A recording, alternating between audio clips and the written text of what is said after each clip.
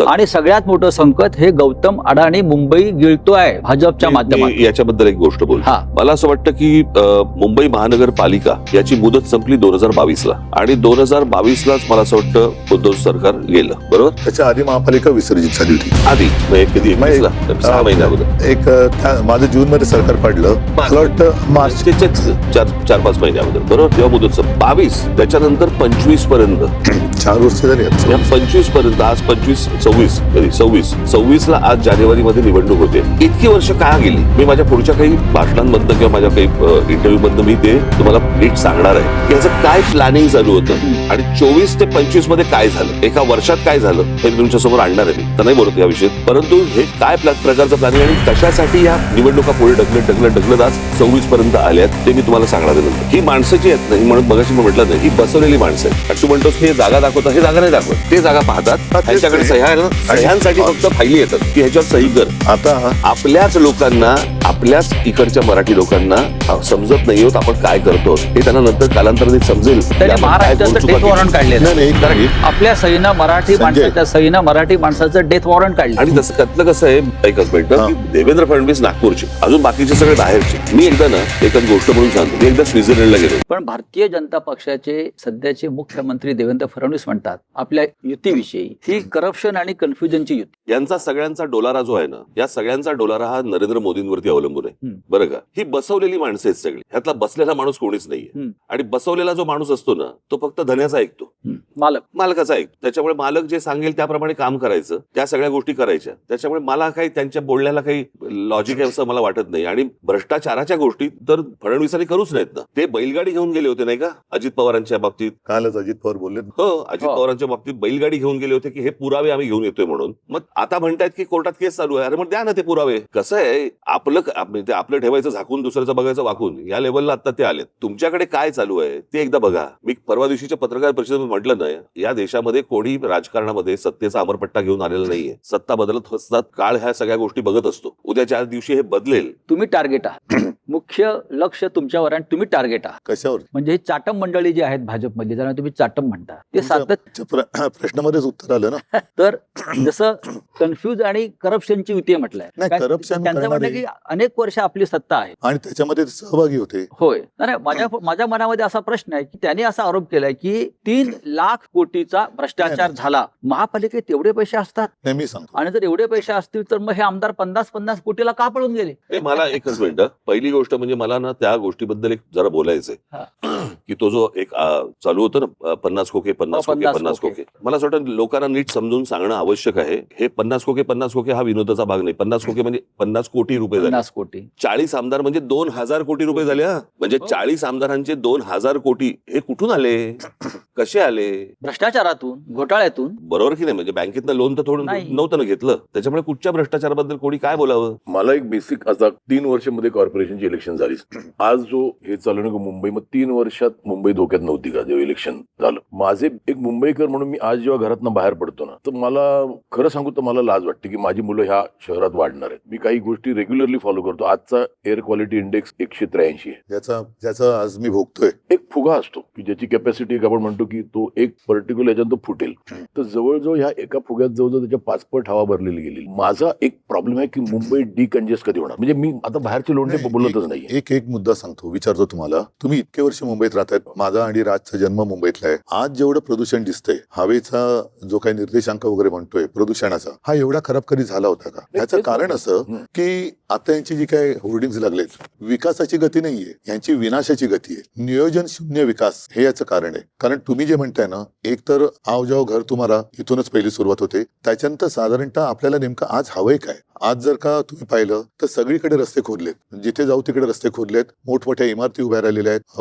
विकासाच्या नावाने मेट्रो असेल, काही ठिकाणी पूल असेल, हवेत. पण ते एका वेळेला सगळं तुम्ही काढलंय आणि त्यावेळेला मुंबईच्या खर्चाचा ताळमेळ हा बसवला गेला पाहिजे. मी मुंबईकर म्हणून मी तुम्ही म्हणतो, आपण सगळेच मुंबईकर आहोत. तुम्ही जो कर भरता त्याच्या समोर तुम्हाला काय मिळतं? प्रदूषण. म्हणजे विकास तुमच्याकडे काय फार मोठा रस्ता आम्ही छान केलाय, सरळ तुमच्या घरापासून हॉस्पिटलमध्ये जातो रस्ता, त्याला मी विकास नाही म्हणत. हॉस्पिटल कमीत कमी असणं आणि आयुष्य चांगलं असणं हा विकास पाहिजे. माझं तर म्हणणं विकास नको आता. नाही, ही मानसिकता का झाली? कारण नियोजन शून्य विकास. आम्ही सुद्धा आज आमची जी होर्डिंग लागलेत, मी 12 पासून लावतोय होर्डिंग. होय, हे आम्ही केलं आणि त्याच्याबद्दल मला अभिमान आहे आणि मला असं वाटतं मुंबईकरांना अभिमान आहे. मग त्याच्यामध्ये शाळेचा दर्जा असेल, पाण्याचा दर्जा असेल, किंवा आता कोस्टल रोड झालेला आहे. कोस्टल रोड सुद्धा आपण केलेला आहे. पण वाटेल तिकडे, जसं आता मी कलानगरला राहतोय, वेडेवाकडे उड्डाण पूल, आता तिकडे आणखीन एक वॉकर ब्रिज करतायत. कोणासाठी करताय, कशासाठी करताय, आणि संपूर्ण धुळीचं आणि सिमेंटचे कण आपल्या फुसामध्ये जाते. मी तेच म्हणतो की आता विकास करण्यासाठी जागा नाही राहिली मुंबईला. म्हणजे कार्बन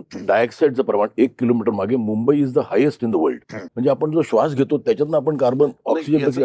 याचं मूळ कारण असं आहे की एक तर चाललेल्या काय ज्याला विकासाच्या नावाखाली ज्या काही गोष्टी सुरू आहेत त्या, आणि दुसरं म्हणजे मुंबईमध्ये, ठाण्यामध्ये, पनवेलमध्ये, नवी मुंबईमध्ये तुम्ही जर सगळीकडे आपण जर गेलो, प्रचंड मोठ्या प्रमाणावरती रिडेव्हलपमेंट सुरू आहे. झाडं तोडतायत, झाडं तुटतायत, रिडेव्हलपमेंट सुरू आहे, डोंगर कापतायत. आणि काय होतं की ह्या सगळ्या ह्याच्यामध्ये आपल्याकडे ना डीपी बनतो पण टाउन प्लॅनिंग होत नाही. मी माझी काही भाषणं दाखवी की जी साधारणपणे 2008ची वगैरे भाषणं आहेत, 2009ची भाषणं आहेत, की ज्यावेळेला मी पुण्यात जात असेल आणि पुण्यातले माझी भाषणं आहेत की मुंबई खराब व्हायला एक काळ लोटला, पुणे ते बघणार नाही, पुणे लवकरात लवकर बर्बाद होईल. नाही, मी पुण्याला शिफ्ट झालो की मध्ये असं विचार केलं मुंबई कंजेस्टेड, पुण्याला शिफ्ट झालो. नाही, पुणे तर पण बर्बाद. 6 महिन्यात परत मुंबईला आलो. आणि म्हणजे काय माझं म्हणणं, आता लोंढे आले राहू दे की आता मुंबई करत, आता आले, आता तरी थांबवायची गरज आहे. दोन्ही गोष्टी मूलभूत ज्या गोष्टी आहेत ना, जसं मी काही बातम्यांचे हे घेऊन आलेलो आहे. आता मुंबईमध्ये कांदळवन आहेत. कांदळवन साधारण कुठे होतात, समुद्र आणि खाडी जिकडे असते तिकडे. म्हणजे त्यांना समजेल असं म्हणजे मँग्रोव्ह. मला माहिती. हा, म्हणजे मराठीत सांगितलं मँग्रोव्ह. तर विकासाच्या नावाखाली ते मँग्रोव्ह कापणार. आता साधारणतः एक कायदा असा आहे की जेवढी झाडं तुम्ही तोडाल तेवढी झाडं तुम्ही लावली पाहिजे. आता मुंबईची मँग्रोव्ह जी समुद्र किनारपट्ट्यावर आहे ती कापल्यानंतर, तोडल्यानंतर तुम्ही कुठे लावली पाहिजेत? तुम्ही पुण्याला गेलात, चंद्रपूरला गेलात, मुंबईतल्या कांदळवनाची भरपाई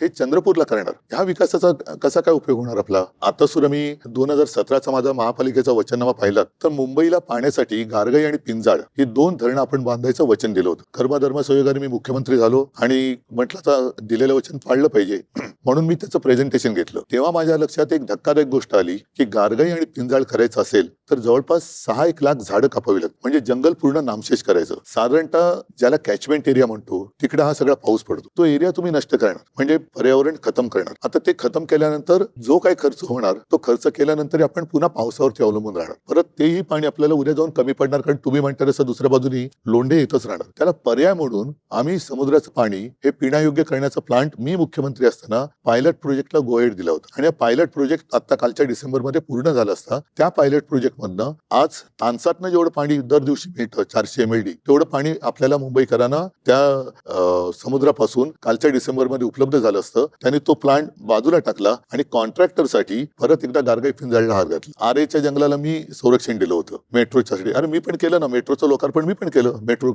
2चं. माझं म्हणजे म्हणणं होतं म्हणजे सरकारचं की तुम्हाला कारशेड साठी आरेचं जंगल कापण्याची गरज नाही, कांजूर मार्गला होऊ शकतं. आता याने काय केलं, हट्टापायी आरेचं जंगल मारलंच प्लस कांजूर मार्गला करत. कशासाठी करता हे? म्हणजे दोन्हीकडे माझं कॉन्ट्रॅक्टर प्रश्न हा आहे की इथे मुंबईत राहणार सफर करून करतोय आपण. मिडल क्लास, नाही मिडल क्लास करतो. आज ज्या बिल्डिंग होतात तिकडे 24 तास पाणी असतं. आज माझे छोटे मिडल क्लास जिथे राहतात नक्कीच. त्यांना 2 तास सकाळी पाणी, 3 तास सकाळी पाणी. तो जो एक भाग आहे ना, किती क्राऊड का मुंबईत. बरं, आज मला बाहेर पडलो तर जिथे मला 10 मिनिटं लागत होती तिथे आज मला 1 तास लागतो. तर डिकंजेस्ट करणं, माझं असं म्हणणं आहे की लोकांना तर सांगा की मुंबई आहेत ते राहू दे. म्हणजे मी म्हणतो आले ते आले, समजा ते मुंबई करत झाले, पण आहेत त्यांना एक समजायला पाहिजे की आता जागा नाही. 51 लाख गाड्या मी एक सांगतो मुंबईत. काय आहे, मला असं वाटतं की या काही गोष्टींकडे राजकीय पक्ष म्हणून न बघता मला असं वाटतं राज्य म्हणून पाहणं गरजेचं आहे. काय 4 प्रकारच्या जागा असतात. एक केंद्र सरकारची जागा असते, एक राज्य सरकारची जागा असते, एक महानगरपालिकेची जागा असते आणि एक खासगी जागा असते. बरोबर. आता गोदरेजची खासगी जागा आहे, तिकडे तुम्हाला एकही झोपडी मिळणार नाही. पण केंद्र सरकारच्या, राज्य सरकारच्या आणि महानगरपालिकांच्या बरोबर या ज्या सगळ्या जागा आहेत याला आईबापच नाही. म्हणजे आज कित्येक वेळेला अशा अनधिकृत गोष्टी या पाडल्या गेल्या आणि नंतर तिकडचे कोणीतरी अधिकारी त्यांना त्याच्यावरती ज्या प्रकारचा ज्याला वचक पाहिजे तो वचक मला असं वाटतं की येणं गरजेचं आहे. तो कोणी म्हणजे तो उद्या आम्ही आणू, उद्या कोणी राज्यातली लोक असतील त्यांनी आणावा, उद्या राज्यात आम्ही आलो तर आम्ही आणू. पण मला असं वाटतं की तुम्ही जे बोलताय ते अत्यंत योग्य आहे की जागा संपलेली आहे. बरोबर. आता साधी गोष्ट आपण समजा प्रदूषणाची गोष्ट बोललो, प्रदूषणाची तर मुंबईमध्ये हीच हालत आहे, मला मान्य. परंतु आज दिल्लीमधली हालत काय, 200च्या वर आहे इक्वालिटी. बरोबर की नाही. आणि आज दिल्लीमध्ये जर समजा आपण बघितलं तर केंद्र आणि राज्य अशा दोन्ही गोष्टी तिकडे आहेत. राजसाहेब, तुम्ही एक नाही, महत्वाचा मुळामध्ये- मुद्दा आता मांडला. नाही, मुळामध्ये राज्यकर्त्याचं प्रेम हे राज्यावरती असायला पाहिजे, सत्तेवरती असतं का म्हणा. सत्तेसाठी वाटेल ते करायचं आणि बट्ट्याबोळ झाला की हात वर करायचे. आता तुम्ही मला सांगा, मुंबईमध्ये आपण राहणार आहोत. दुर्दैवाने मी असं म्हणेन की आजचे राज्यकर्ते हे मुंबईकर नाहीयेत. जरी महाराष्ट्र, मराठी आहेत महाराष्ट्रातले असले तरी त्यांना मुंबईकरांसाठी किंवा त्यांच्या शहरांसाठी काही पडले का त्यांच्या नागरिकांसाठी? इथे ते फक्त कॉन्ट्रॅक्टरसाठी काम करतात. इथे दोन महत्वाचे प्रश्न उपस्थित झालेले. एक तर आता राजसाहेबांनी जो मुद्दा सांगितला, जमीन केंद्र सरकारची आहे, राज्य सरकारची आहे, खासगी आहे, पण आज मुंबईसह महाराष्ट्रातल्या जमिनींचा मालक मोदींचा लाडका उद्योगपती झालेला. एकेकाळी आपल्या महाराष्ट्रात देशामध्ये विनोबा भावेंनी घोषणा दिली होती सबभूमी गोपाल, आज सबभूमी अदानी. मुंबई वाचवायची असेल तर हे जे आपल्या मुंबईच्या मोक्याच्या जमिनी गिळंकृत करण्याचे जे काम चालू आहे, जे आपल्या जाहीरनाम्यात सुद्धा आहे, वचननाम्यात सुद्धा तो आपण मुद्दा घेतलाय, हे आपण कसं करणार? मुंबई वाचवायची असेल तर आधी आपल्या महत्वाच्या मोक्याच्या जमिनी धारावीसह मिठागर असतील, टोल नाके असतील, हे आज एका उद्योगपतीच्या नाही, घशात आज- घालण्याचं आज- काम केलेलं आहे. नाही आज त्यांना अडवणारं कुठे प्रशासन मध्ये नाहीच आहे ना. केंद्रातनं ऑर्डर आली, जसं मगाशी राज म्हणाला, हे ससाणे बसलेले आहेत, ते जागा राखवतात आणि ते जागा घेऊन त्या याच्या घशात घालतात अदानीच्या. मूळ महापालिका आता एक शेवटचं ठिकाण राहिलेलं आहे की जिकडे ठामपणाने त्यांना नाही सांगणार नाही, कोणतरी पाहिजे. माझा तोच मुद्दा आहे की आपण जे म्हणतो की ह्या महापालिकेवरती भगवा फडकला पाहिजे किंवा मराठी माणसाची ताकद इथे आली पाहिजे, म्हणजे सत्ता आली पाहिजे. ही सत्ता आल्यावरती प्रश्न संपतील. जे प्रश्नासाठी आपण आता उभे आहोत, आपण एकत्र आलेला मी एक गोष्ट सांगतो. आणि सगळ्यात मोठं संकट हे गौतम अडाणी मुंबई गिळतोय भाजपच्या माध्यमातून. मी याच्याबद्दल एक गोष्ट बोलतो. हा. मला असं वाटतं की मुंबई महानगरपालिका याची मुदत संपली 2022ला आणि 2022लाच मला असं वाटतं उद्धव सरकार गेलं, बरोबर? त्याच्या आधी महापालिका विसर्जित झाली होती. आधी म्हणजे कधी मग 21ला 6 महिन्या अगोदर. एक माझं जून मध्ये सरकार पडलं, मला वाटतं मार्च. 4-5 महिन्या अगोदर, बरोबर? तेव्हा मुदत संपली. 22 त्याच्यानंतर 25 पर्यंत, 4 वर्ष झाली आता. या 26. 25 पर्यंत, आज 26 आज जानेवारीमध्ये निवडणूक होते. इतकी वर्ष का गेली? मी माझ्या पुढच्या काही भाषणांमधनं किंवा माझ्या काही इंटरव्ह्यू मधनं मी ते तुम्हाला नीट सांगणार आहे की याचं काय प्लॅनिंग चालू होतं आणि 24 ते 25 मध्ये काय झालं, एका वर्षात काय झालं, हे मी तुमच्या समोर आणणार आहे. मी तर नाही बोलत या विषयात, परंतु हे काय प्रकारचं प्लॅनिंग आणि कशासाठी या निवडणुका पुढे ढकलत आज 26 पर्यंत आल्यात ते मी तुम्हाला सांगणार आहे नंतर. ही माणसाची आहेत ना, ही म्हणून मगाशी मी म्हटलं नाही, ही बसवलेली माणसं आहेत. आणि तू म्हणतोस की हे जागा दाखवतात, हे जागा नाही दाखवत, ते जागा पाहतात. हा, तेच त्यांच्याकडे ते. सह्यांसाठी फक्त फायली येतात की ह्याच्यावर सही कर. आता आपल्याच लोकांना, आपल्याच इकडच्या मराठी लोकांना समजत नाही होत आपण काय करतो, हे त्यांना नंतर कालांतराने समजेल. की त्यांनी आपण काय महाराष्ट्राचं गोडचुका डेथ केल्या. वॉरंट काढलेलं नाही आहे. नाही, एक Correct. मिनिट. आपल्या सहीनं मराठी संजय. माणसाच्या सहीनं मराठी माणसाचं डेथ वॉरंट काढलं. आणि तसं त्यातलं कसं आहे, एकच मिनिट, हा. की देवेंद्र फडणवीस नागपूरचे, अजून बाकीचे सगळे बाहेरचे. मी एकदा ना, एकच गोष्ट म्हणून सांगतो, मी एकदा स्वित्झर्लंडला गेलो होतो आणि स्वित्झर्लंडला गेल्यावरती मी तो देश पाहत होतो आणि तो देश सगळ्या काय गाड्या फिरतायत, सगळ्यांकडे उत्तम नोकऱ्या आहेत, सगळे सुंदर रस्ते आहेत, उत्तम निसर्ग आहे, सगळं व्यवस्थित छान. तो सगळा देश पाहताना मला पहिला मनात प्रश्न आला, इथला विरोधी पक्ष काय करतो? हो. म्हणजे निवडणुकीच्या तोंडावरती काय सांगतो तो की मी तुम्हाला हे देईन, मी तुम्हाला ते देईन, मी तुम्हाला त्या कल्पनेच्या बाहेर होतो मी, बरोबर आहे? मुंबईमध्ये मुंबईकरांना काय पाहिजे हे मला असं वाटतं मुंबईत तुम्हाला तिथे जन्माला आल्याशिवाय कळणार नाही. बाहेर येऊन ज्यावेळेला तुम्ही ती एखादी गोष्ट बघता, शहर बघता किंवा एखादा देश बघता ना, तुम्हाला समजणारच नाही तिथले प्रश्न काय ते. आता उदाहरणार्थ समजा तुमचा कुठचा काय गृहनिर्माण मंत्री किंवा अजून कुठचा PWD मिनिस्टर किंवा अजून कुठे हे बाहेरचे ज्यावेळेला येतात, ते ज्यावेळेला मुंबईत येतात त्यावेळेला त्यांना प्रश्न पडतो, सारा प्रॉब्लेम काय शहराचा? रस्ते आहेत, हॉस्पिटल आहेत, दिवे आहेत, शाळा आहेत, कॉलेजेस आहेत, पाणी आहे 24 तास. इथले प्रॉब्लेम काय आहेत? कारण तो कंपॅरिझन करतोय त्याच्या रस्त्यांशी, त्याच्याकडच्या लोड शेडिंगशी, त्याच्याकडच्या सगळ्या गोष्टींशी. त्याच्यामुळे हे सगळे प्रॉब्लेम होतात. तुमची मानसिकता कशी आहे? माझं जे आता मी इथे मुंबईकर म्हणून बोलतोय, हे पॉलिटिकल बाजूला ठेवून, की मला जे बाहेर पडल्यावर प्रश्न पडतात की आज आई भीक मागू देत नाही की वडील चोरी करू देत नाही, अशी परिस्थिती फक्त मिडल क्लासची आहे. त्या मिडल क्लाससाठी काय? म्हणजे आज आपण म्हणतो की बाहेर रस्त्यावर फिरा, फुटपाथ. आता आम्हाला लहानपणी सांगायचंय की the pedestrian should walk on the footpath. नाहीच फुटपाथ चालणार कुठे? आज शाळांचे एवढे प्रॉब्लेम आहेत. माझं म्हणणं आहे की कॉर्पोरेशन कडे एवढ्या शाळा आहेत, त्या एवढं बजेट आहे मुंबई कॉर्पोरेशनचं, त्या अत्याधुनिक का केल्या जाऊ नये? आता कसं आहे, आणि आज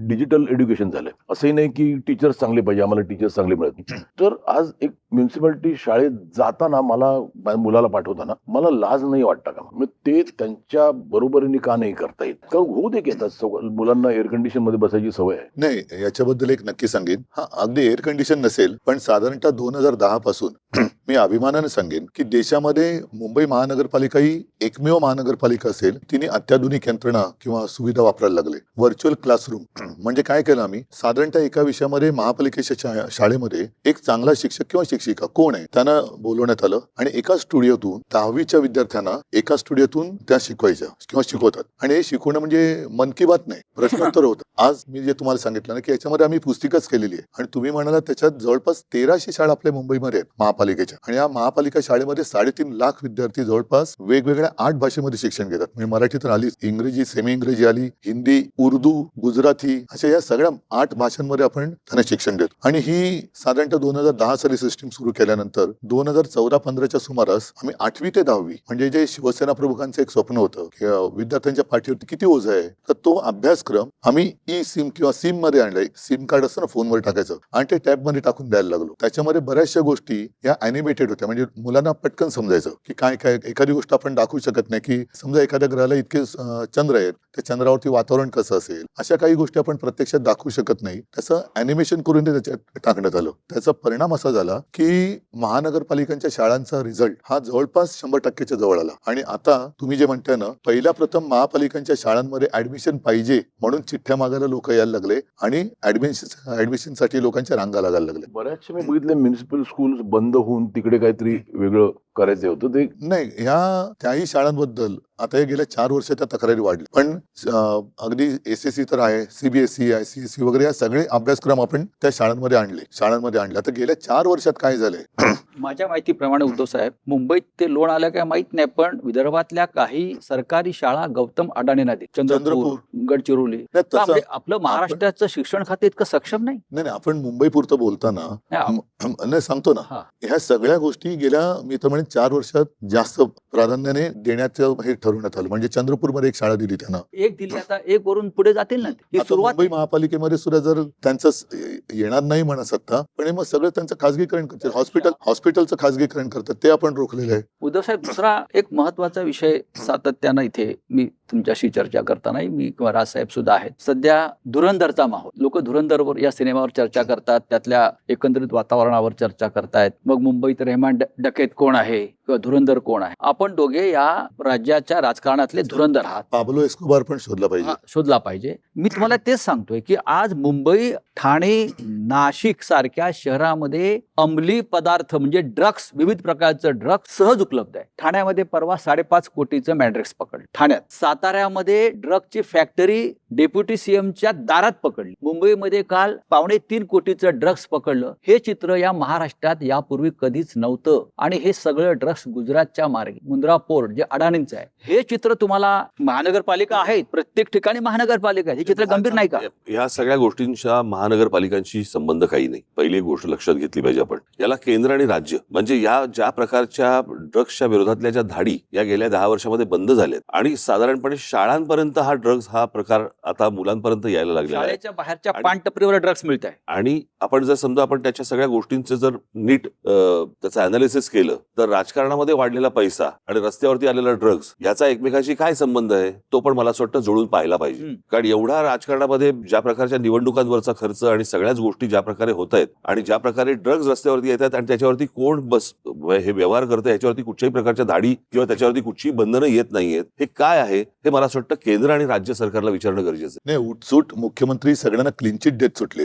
साताऱ्यामध्ये एवढी कारवाई झाल्यानंतर निदान ती फॅक्टरी आहे तरी कोणाची हे तर सांगा. तिथे क्लीन चिट दिली ना. तिकडे पण म्हणजे त्यांच्यावरती जे आमच्यावरती आरोप करतायत ते ठीक आहे, तेवढंच त्यांना करता येतं, पण त्यांच्या बुडाशी काय जळतंय ते कधीतरी बघा ना. ते बुड जळून खाक झाल्यानंतर बघून काय उपयोग आहे? असे कोण त्याच्यातले इन्व्हॉल्व असणारी लोक त्यांच्या आजूबाजूला अंगत पंगत करत बसलेत का? महानगरपालिका जरी असल्या तरी आपण पाहतोय की राजकारणाचं ज्या पद्धतीनं गुन्हेगारीकरण झालेलं आहे, खुल्याम मुळामध्ये गुन्हेगारीकरणपेक्षा मला त्याचं मी चांगला शब्द म्हणजे विद्रुपीकरण झालं. म्हणजे मी मगाशी धुरंधरचा उल्लेख केलाय, त्याच्यामध्ये कराची मधले एक लॅरी शहर आहे दाखवलेलं. ज्या पद्धतीनं लॅरी शहरातल्या माफियांची मोडस ऑपरेंडी होती किंवा झालेली होती त्यावेळेला, त्याच पद्धतीनं मुंबई, ठाणे, नाशिक, पिंपरी चिंचवड या प्रमुख शहरामध्ये, नागपूर, त्याच पद्धतीनं आज तुम्ही प्रमुख शहरं घेऊच नका. तुम्ही मराठवाड्यामध्ये जा, तुम्ही पश्चिम महाराष्ट्रामध्ये जा, तुम्ही विदर्भामध्ये जा, आणि जी छोटी छोटी जी शहर आता जी उभी राहत आहेत ना, तिकडची परिस्थिती बघा. बीड आहे. मग नाही, पण म्हणून मी मागे एकदा बोललो होतो की आपल्या देशाला पंतप्रधान पाहिजे. देशाला पंतप्रधान नाहीये, भाजपला पंतप्रधान आहे. तसंच महाराष्ट्राला मुख्यमंत्री नाहीये, जो आहे तो भाजपचा आहे.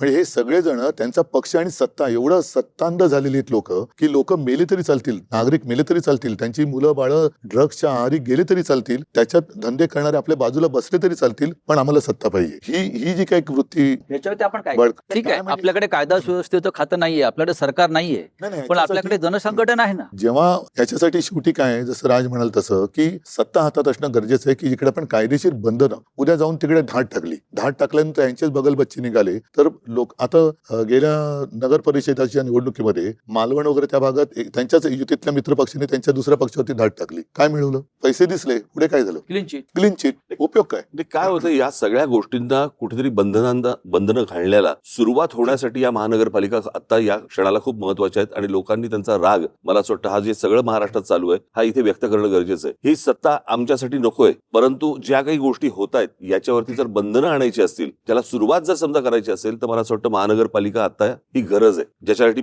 खास करून मुंबई, ठाणा, पुणा, नाशिक, तुमचं मीरा भाईंदर असेल, कल्याण डोंबिवली असेल, इतर सगळ्या महानगरपालिका, इथे लोकांनी आता राग व्यक्त करणं गरजेचं आहे. काय होतंय, लोकांकडनं जर समजा त्यांनाच मतदान होत असेल, बाकीच्या गोष्टी सोडा, ते माघारी घेऊन पैसे देऊन काहीतरी ते माघारी घ्यायला लावणं वगैरे, पण लोकांनी जर समजा मतदानातनं राग व्यक्त नाही केला तर मला असं वाटतं की ते मग आपण म्हणतो ना नंतर की ते राजानं मारलं काय आणि पावसानं झोडलं काय, तक्रार कोणाकडे करायची? तुमच्याकडे करणार लोक तक्रार. तक्रार नुसतं म्हणजे आमच्याकडे फक्त तक्रार, मतं नाहीत असं थोडी होतं. आता उमेदवार जे माघार घेत आहेत, आता ह्याच्या पुढची परिस्थिती कदाचित अशी होईल की जसं अमेरिकेने तो व्हेनेझुएलाचा अध्यक्ष उचलून नेला, तसे आता जिल्हाध्यक्ष आणि सगळे महापौर उचलून घेऊन जातील दिल्लीला, सुरतेला. व्हेनेझुएलाचे अध्यक्ष आपले मादुरो. मंत्री नेलेच ना त्यांनी. माझं म्हणणं ते- नाही, माझं हे- व्हेनेझुएला एक देश आहे. सुरतला नेले. व्हेनेझुएला एक मला देश आहे. नाही म्हणजे जसं आपले मंत्री यांनी उचलून सुरत आणि हा, गुवाहाटीला नाही. नेले, ट्रम्पने तेच केलं. तेच केलंय. नाही, म्हणजे सुरुवात इथून झाली. व्हेनेझुएला देशाची लोकसंख्या सुद्धा 2,30,00,000 आहे आणि मुंबईची लोकसंख्या सुद्धा आपण मगाशी म्हणाला 231. त्यानुसार 231 आहे. नाही, मग- आणि दोन्ही शहरांचे आणि व्हेनेझुएलाचे प्रश्न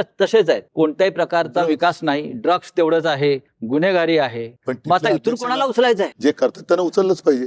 त्यांना जर का तुम्ही चोंबाळत बसलात केवळ सत्ता पाहिजे म्हणून, तर सत्यानाच त्यांचाही होणार आहे जे चोंबाळतात त्यांचं. नाही, माझं म्हणणं आहे की आता जे म्हणजे आपण दर प्रत्येक वेळेला म्हणतो की मतदान हा माझा हक्क आहे. आता हे जिथे निर्विवाद आलेत, कोणीच नाही, बिनविरोध. त्यांनी कसं दाखवायचं काळं बोटावर? म्हणजे माझा हक्क तुम्ही हिरावून घेताय ना, माझा मतदानाचा हक्क तुम्ही हिरावून घेताय, तर माझं म्हणणं आहे त्याला काही पर्याय नाही. आणि ही सवय अख्खी लागू नये प्रत्येक ठिकाणी. म्हणजे जो मतदार जो निवडतो म्हणजे त्याचं मत की मला हा हवा की नको हे राहिलंच नाही. मग अशा वेळेला तर काही करू शकत नाही. आता एखादा आला नाही, कोणीच उभं राहिलं नाही, मला वाटतं तिकडे असं आलं पाहिजे की मग 30% लोकांनी म्हटलं ना की आम्हाला नको, तर ते बाद केलं गेलं पाहिजे. ते काय आहे, तो मला अधिकार, मत आहे ना माझं. त्या वोटिंग पॅड जे आहे ना हा. त्याच्यावरती एक अधिकार आहे नोटांचा, पण त्या नोटांमुळे झालेला प्रॉब्लेम आहे हा. नाही, पण नोटा आता तो निर्विवाद असेल तर तिकडे वाटलेल्या वाटलेल्या वाटलेल्या नोटांमुळे झालेला वाटलेल्या problem. नोटांमुळे झालेला प्रॉब्लेम आहे, त्याच्यामुळे नोटाचा पण अधिकार घ्या. नाही, पण आता जे निर्विवाद आले तर तिकडे नोटा पण दाबायला चान्स नाही ना. एक्झॅक्टली, कारण नोटा मिळाल्या ना.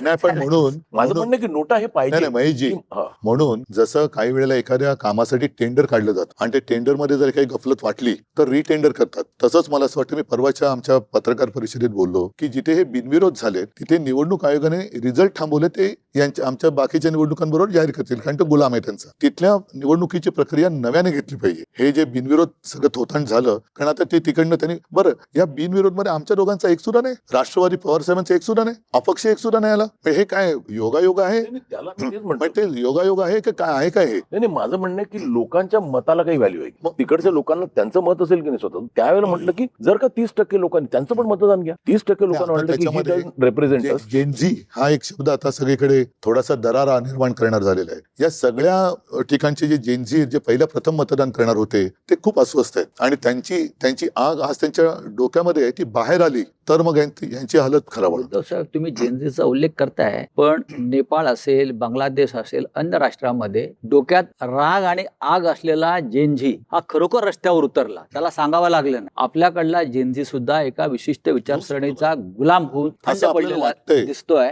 असं वाटतंय. आणि त्या जेनझी तुमच्याकडे अपेक्षेने पाहतोय. मला असं वाटतं की हा पहिल्या भागामध्ये आपण थोडं थांबू. ज्या प्रकारचं, मला एक एवढंच हा. बोलतो, ज्या प्रकारचं राजकारण आता सध्या महाराष्ट्रामध्ये देशामध्ये चालू आहे, मला खरंच प्रश्न पडतो, देवी देवता आहेत का?